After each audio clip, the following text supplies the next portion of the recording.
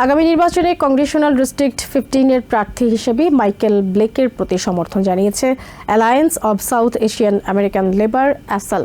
রবিবার ব্রঙ্কসে এক অনুষ্ঠানের মাধ্যমে সাবেক প্রেসিডেন্ট বারাক ওবামার এই সাবেক উপদেষ্টাকে সমর্থনের কথা জানায় সংগঠনটি। অনুষ্ঠানে ইসরায়েলের যুদ্ধ ও আগ্রাসন নীতির কট্টর সমালোচক হিসেবে পরিচিত ব্লেকের বিজয় নিশ্চিত করতে একযোগে কাজ করতে সকল ভোটারদের প্রতি আহ্বান জানান কমিউনিটির নেতারা। 19 এপ্রিল রোববার সন্ধ্যায় ব্রঙ্কসের স্টার্লিং এভিনিউতে ওই মিট অ্যান্ড গ্রিট অনুষ্ঠানের আয়োজন করে অ্যাসালের ব্রঙ্কস চ্যাপ্টার। এতে বাংলাদেশি ও এশিয়ান আমেরিকানদের কাছে ভোট চান মাইকেল ব্লেক। এ সময় ইরান যুদ্ধে প্রেসিডেন্ট ট্রাম্পের যে ভূমিকা তার কঠোর সমালোচনা করেন তিনি। We are in a senseless war that we have no business being in, where people are dying every single day, where you have a genocide happening in the Middle East, where you have people just wondering how they can make it. When we see what's happening in the Strait of Hormuz is a perfect example, and gas prices going up because of these terrible decisions. But that said, I'm still hopeful.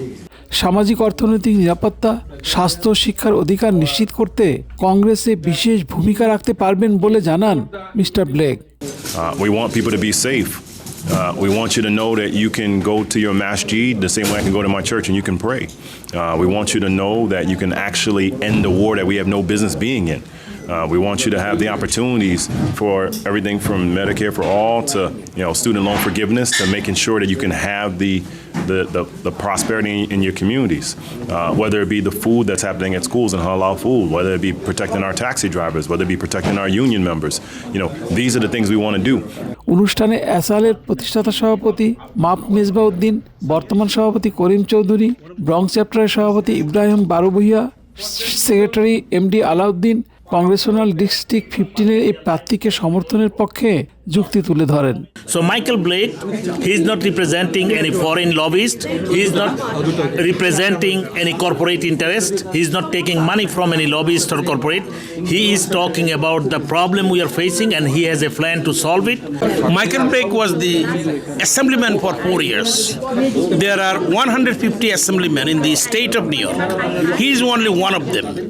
But always when we ask him something, he brought that to the floor. When we told him to get something for us, he has done that. Now he is the only one, but he always supported our cause. এই সিটটিতে Michael Blake বিগত দিনেও প্রমাণ করেছে তার কাজকর্মের মধ্য দিয়ে যে উনি একজন প্রো ইমিগ্রেন্ট, প্রো দ্য আন্ডারসার্ভড যে কমিউনিটি আছে সেই কমিউনিটির জন্য উনি কাজ করে। আমাদের যে কালচার আছে সেই কালচার এবং আমরা যেরকম আমাদেরকে যারা পছন্দ করে সেই রকম একজন মানুষ হচ্ছে মাইকেল ব্লেক। নির্বাচনের আগে নানা প্রতিশ্রুতির ডালা সাজিয়ে বিভিন্ন কমিউনিটির কাছে ছুটে যান মূলধারার রাজনীতিবিদরা। নির্বাচনে জেতার পর সেই প্রতিশ্রুতির পূরণের কথা ভুলে যান তারা। তবে এক্ষেত্রে মাইকেল ব্লেক অনেকটাই ব্যতিক্রম বলে জানালেন আসালের নেতারা। Shamim Ahmed, TVN 24, Bronx, new York. So this number I think making sense to you everybody.